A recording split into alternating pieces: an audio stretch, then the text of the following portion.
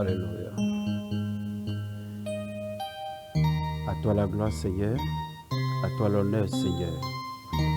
Nous ne cesserons jamais de te célébrer. Ce que tu as fait pour nous n'a pas de prix. On ne peut pas le quantifier. Personne ne peut acheter le salut, quelle que soit l'abondance de sa recherche. Jusqu'à preuve du contraire, personne ne vend le sang. Même le sang du pécheur n'est pas vendu à l'hôpital. À plus forte raison, qui peut acheter le sang du Seigneur, le sang du Sauveur, le sang du Saint, le sang du seul homme juste qui n'a jamais péché, en qui on n'a trouvé aucun péché. Mais ce sang a coulé. Et je suis en accord ce matin avec l'apôtre Pierre qui a parlé du sang de grand prix. Oh, merci pour ce sang de grand prix. Non seulement qui nous a sauvés, mais qui nous assure la victoire permanente dans tous les combats. Que toute la gloire et l'honneur reviennent à toi, Seigneur. Merci pour ce matin. Merci pour ce moment. Merci pour votre présence. Merci pour notre présence. Merci pour la présence des frères et sœurs qui suivent cette émission à travers le monde. Merci, éternel Dieu des armées. Au nom de Jésus, j'ai prié. Amen. Nous bénissons l'éternel Dieu des armées pour votre vie, frères et sœurs dans le Seigneur. Nous sommes en train d'évoluer progressivement vers la fin de cette année et pratiquement cette émission marque la dernière de l'année et nous profitons de ce moment particulier pour demander la grâce, la grande grâce du Seigneur dans votre vie, celle qui a marché avec chacun depuis le début de cette année jusqu'à cette heure-ci, que cette grâce conduise chacun dans la nouvelle année et que les progrès de cette nouvelle année ne soient pas comparables aux progrès de l'année qui s'en va écouler. Que la main de l'Éternel, la main forte de l'Éternel soutienne chacun. Qu'il laisse des chemins tout droit tracés devant chacun. Que là où il devait y avoir ouverture et qui est fermé, que les verrous cèdent et que l'Éternel ouvre le chemin. Lui qui a tracé un chemin dans la mer Rouge, il est capable de le faire encore aujourd'hui et il le fera dans la vie des uns et des autres au nom de Jésus. Chacun de nous verra l'année nouvelle dans la nuée de l'Éternel, dans toute la volonté du Seigneur au nom de Jésus-Christ. Alors, nous allons clôturer notre thème intitulé « La puissance du témoignage ». Et ce matin, nous allons lire Apocalypse chapitre 12. Apocalypse chapitre 12, à partir du verset 10, qui dit ceci. « Puis j'entendis dans le ciel une voix forte qui disait, « Maintenant, le salut est arrivé, ainsi que la puissance, le règne de notre Dieu et l'autorité de son merci.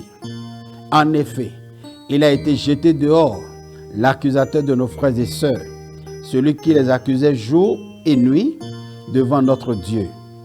Ils l'ont vaincu grâce au sang de l'agneau et grâce à la parole de leur témoignage. Ils n'ont pas aimé leur vie au point de craindre la mort. C'est pourquoi, réjouis-toi, ciel, et vous qui habitez le ciel. Malheur à vous, habitants de la terre et de la mer, car le diable est descendu vers vous, animé d'une grande colère, sachant qu'il lui reste peu de temps. » Que l'Éternel bénisse sa parole. Frères et sœurs dans le Seigneur, ici, nous voulons montrer que la puissance du témoignage nous garantit une victoire. La puissance du témoignage nous garantit une victoire. Beaucoup de personnes ne se rendent pas compte que en partageant son témoignage depuis son Jérusalem, depuis sa Judée, sa Samarie et jusqu'aux extrémités de la terre, il y a un risque invisible que nous prenons. C'est que nous avançons sur le terrain du méchant. Les terrains sur lesquels sa puissance, sur lesquels son règne était reconnu, sur lesquels il a fait asseoir son royaume. Nous avançons sur ce terrain. Et dans le royaume invisible, dans le monde invisible, l'ennemi se manifeste. Mais beaucoup de témoins de Christ ne se rendent pas compte qu'il y a des choses qui se passent dans l'ombre. Ils ne le savent pas. Mais ce qui se passe dans l'ombre est pris en compte par le royaume duquel toi-même tu appartiens. Jésus avait dit aux disciples qu'il était en Samarie et que les Samaritains voulaient l'empêcher de traverser la Samarie. Les disciples, animés d'une violente colère, ont demandé à Jésus, donne-nous la permission d'invoquer le feu sur eux. Mais Jésus a dit, vous ne savez pas de quel esprit vous êtes animés. Si j'en avais besoin, j'allais demander à mon Père. Il mettra des milliards, des myriades d'anges à ma disposition. Ça veut dire que pendant qu'il était sur terre et bougeait sur le terrain adverse, il est soutenu, il est accompagné des myriades et des myriades d'anges. Alors, de la même manière, celui qui porte la semence du Seigneur et qui est animé d'un esprit d'amour et de zèle de l'évangile, quand il avance sur un terrain, il est accompagné, soutenu par l'armée céleste. La Bible a dit ici, au verset 11 d'Apocalypse chapitre 12, il dit, ils l'ont vaincu. Il n'a pas dit, il l'a vaincu. On n'a pas dit, Jésus a vaincu Satan. Il représente tous les croyants. Parce que il ici est au pluriel. Ce pronom-là est au pluriel. Il représente tous les croyants. Ils l'ont vaincu. Ils l'ont vaincu. Celui qui est vaincu, c'est Satan. Ceux qui sont les vainqueurs sont les croyants. Ce n'est pas Jésus, c'est les croyants, ceux qui croient en Jésus. Ceux qui portent le témoignage de Christ. Ceux qui portent la semence de Christ. C'est eux, c'est d'eux que la parole dit, ils l'ont vaincu. Et celui qui est vaincu, c'est Satan. Mon frère, si réellement tu es témoin de Christ, tu as vaincu Satan. C'est sur tout le terrain de l'évangélisation que les disciples revenus à Christ ont dit, nous avons vu Satan tomber du ciel. Nous avons vu Satan tomber du ciel. Sur le terrain de l'évangile, Satan est toujours vaincu. Frère, si tu veux expérimenter la victoire de Christ dans ta vie personnelle, lance-toi dans l'évangélisation. Monte sur le terrain du témoignage. Tu verras de grandes victoires que Jésus va remporter au travers de ta personne. Il y a des choses qui sont en toi que tu ignores. Mais sur le terrain de l'évangélisation, l'Éternel Dieu Tout-Puissant commence par donner vie. Il active ces choses. Il active ces données, ces applications qui étaient cachées là, que tu ne connaissais pas, que tu ne savais pas. Jésus les active. Et toi-même, tu vas t'étonner. Tu vas t'étonner. Toi-même, ta propre vie va t'étonner. Tu vas te dire, est-ce que c'est moi? Non, ce n'est pas toi, mais c'est Christ en toi. L'espérance de la victoire, de la grande victoire. C'est ça. Ils l'ont vaincu par deux choses. Ils l'ont vaincu par deux choses. Le témoignage que tu portes va apporter la grande victoire au travers de deux choses. Ils l'ont vaincu par les paroles de leur témoignage et par le sang. Je relis le verset 11 qui dit, ils l'ont vaincu grâce au sang de l'agneau. Grâce au sang de l'agneau et grâce à la parole de leur témoignage. Deux choses te garantissent la victoire. Deux choses te garantissent la victoire. Il y a le sang de l'agneau, il y a la parole. Le sang de l'agneau et la parole. Les deux, si ton témoignage se repose sur le sang, quand on parle du sang, on parle de la rédemption, ce que Jésus a fait pour toi. On parle de ton salut. Nous sommes sauvés par l'œuvre de la croix. Ça là, c'est sans embâche. Tu n'es pas sauvé parce que tu es bon. Tu n'es pas sauvé parce que tu es riche. Si ton témoignage que tu apportes à Jérusalem, en Judée, en Samarie, jusqu'aux extrémités de la terre, se repose sur le sang de Jésus-Christ, sur l'œuvre accomplie à la croix, sur la rédemption, mon frère, il n'y a pas de raison pour que Satan ne soit pas terrassé.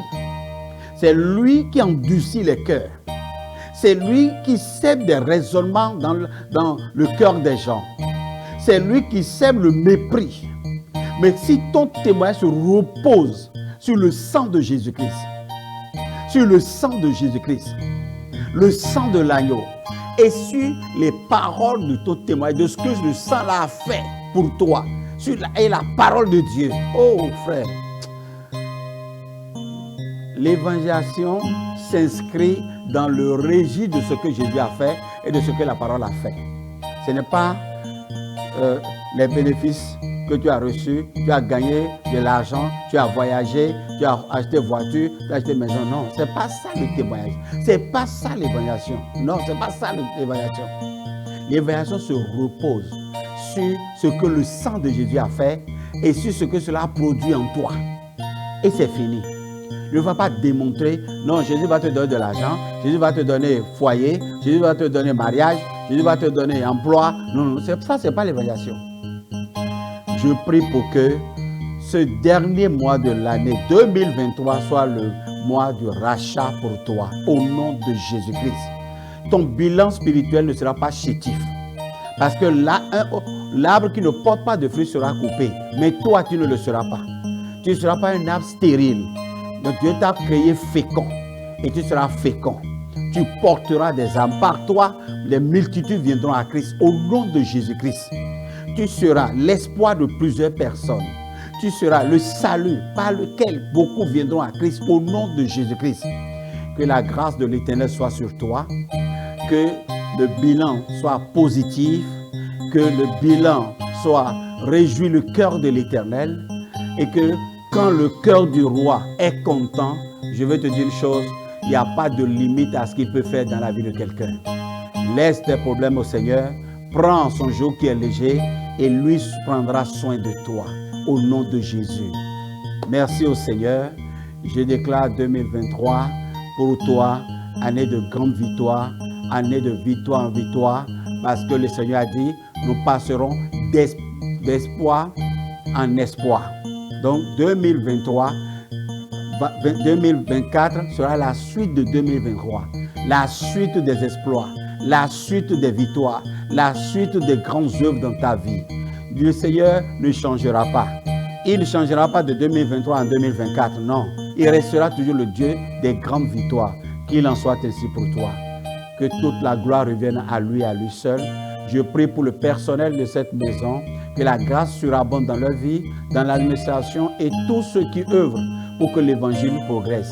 Au nom de Jésus, j'ai prié. Amen.